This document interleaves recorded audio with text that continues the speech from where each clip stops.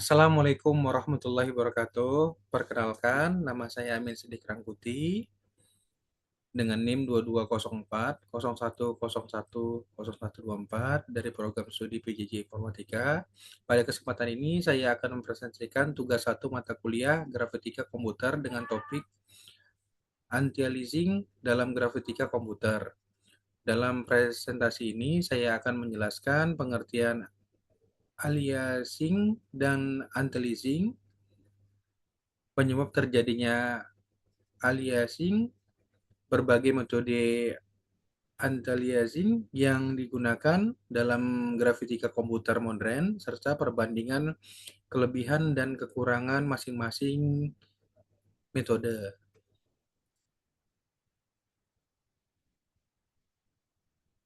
Baik, untuk tujuan dan alur prestasi, pada prestasi ini terdapat 4 bagian utama. Yang pertama, saya akan menjelaskan masalah alia aliasing yang sering muncul pada tampilan digital. Yang kedua, saya akan membahas konsep dasar anti-aliasing dan bagaimana teknik ini bekerja. Yang ketiga, saya akan menjelaskan berbagai metode anti-aliasing seperti SSA, SSAA, MSAA, FXAA, SMAA, dan TAA. Terakhir, saya akan membandingkan metode-metode tersebut berdasarkan kualitas visual dan performanya sehingga dapat diketahui kapan metode tertentu lebih tepat digunakan. Baik, apa itu anti-aliasing? Anti-aliasing adalah artefak visual yang muncul ketika detail gambar tidak dapat direpresentasikan secara sempurna oleh jumlah piksel yang tersedia pada layar. Gejala yang paling mudah dikenali adalah munculnya efek bergerigi atau sering disebut dengan jiggis pada tepi objek, terutama pada garis diagonal dan kurva. Selain membuat tampilan kurang halus, aliasing juga dapat menyebabkan objek yang bergerak terlihat bergetar atau menimbulkan efek shimmering. Sebagai contoh, ketika sebuah garis miring ditampilkan pada layar, garis tersebut sebenarnya tersusun dari kotak-kotak piksel. Karena keterbatasan jumlah piksel, garis terlihat seperti tangga kecil yang menyebabkan kesan bergerigi. Oke, ini untuk aliasing dan ini anti aliasing. Gejala yang terlihat seperti ini.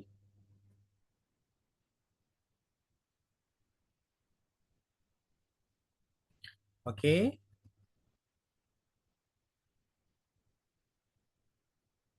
konsep anti-aliasing. Anti-aliasing adalah teknik yang digunakan untuk mengurangi atau menghilangkan efek bergerigi pada tepi objek. Prinsip dasarnya adalah mengambil lebih banyak informasi atau sampel pada area tepi objek, kemudian melakukan pencampuran warna antara objek dan latar belakang.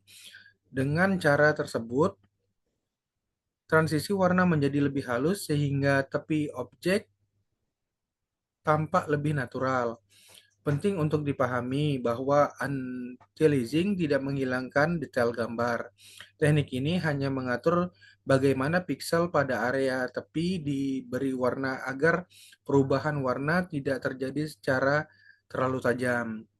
Akibatnya, objek terlihat lebih halus dan nyaman dipandang. Nah, ini untuk konsepnya. Ide utamanya mengambil lebih banyak sampel pada area tepi.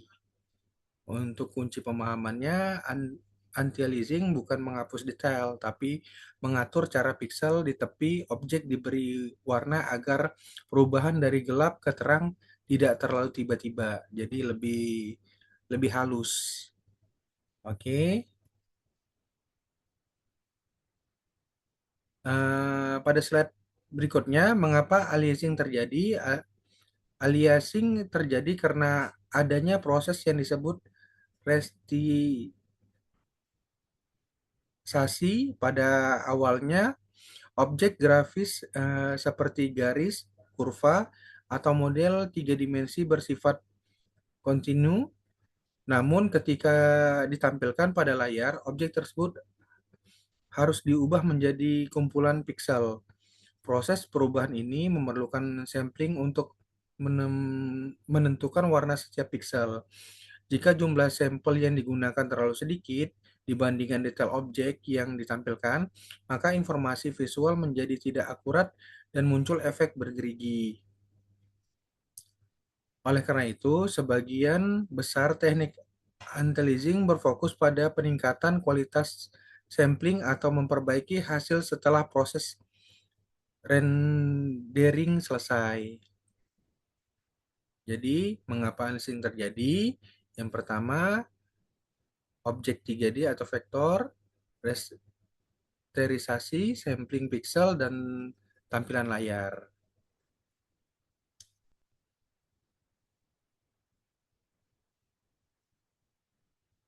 Oke, pada slide berikutnya, metode berbasis sampling. Metode pertama adalah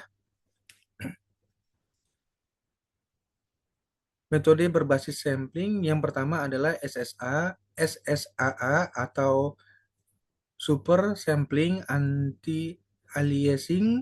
Metode ini merender gambar pada resolusi yang lebih halus, kemudian memperkecil ke resolusi akhir hingga sangat halus dan berkualitas tinggi, tetapi membutuhkan daya komputasi yang besar.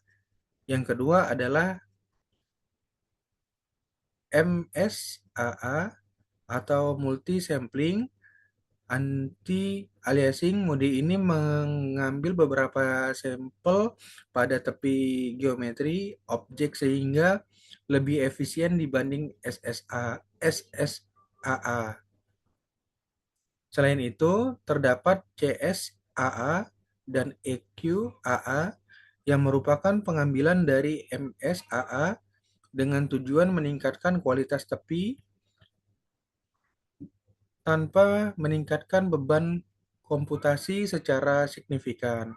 Metode-metode ini banyak digunakan pada aplikasi grafis dan permainan yang memerlukan keseimbangan antara kualitas dan performa. Oke.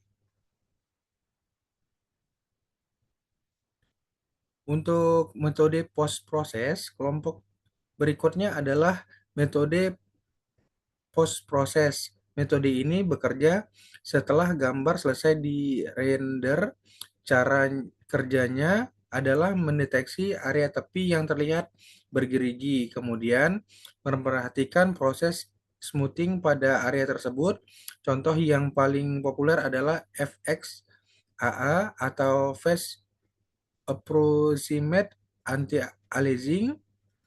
Metode ini sangat ringan dan cepat sehingga cocok untuk perangkat dengan kemampuan grafis menengah. Kemudian SMAA yang memiliki kemampuan deteksi tepi lebih baik sehingga hasil biasanya lebih tajam dibandingkan FXAA.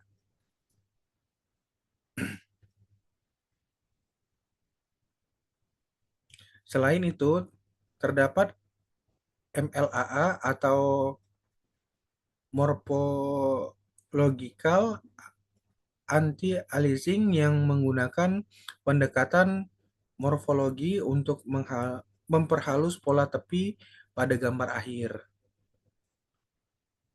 Oke, next.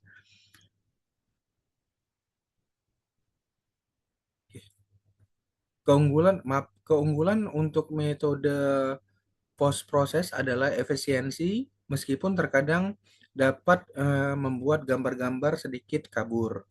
Oke, untuk slide berikutnya, metode temporal dan modern. Metode temporal memanfaatkan informasi dan beberapa frame yang berbeda. Contoh yang paling banyak digunakan saat ini adalah TAA atau Temporal Anti-Aliasing. TAA menggabungkan data dari frame saat ini dengan frame sebelumnya untuk menghasilkan tepi objek yang lebih halus dan stabil. Keunggulan utama adalah mengurangi efek shimmering pada objek yang bergerak. Namun, metode ini juga memiliki kelemahan berupa kemungkinan munculnya efek ghosting atau bayangan jika bergerak objek yang sangat cepat. Pada teknologi garis modern, konsep temporal juga digunakan dalam berbagai teknik rekonstruksi gambar berbasis kecepatan, pembuatan, dan upscaling modern untuk meningkatkan kualitas visual dengan tetap menjaga performa. Oke, perbandingan metode anti-aliasing berdasarkan tabel perbandingan dapat dilihat bahwa setiap metode memiliki kelebihan dan kekurangan masing-masing. SSAA menghasilkan kualitas terbaik tetapi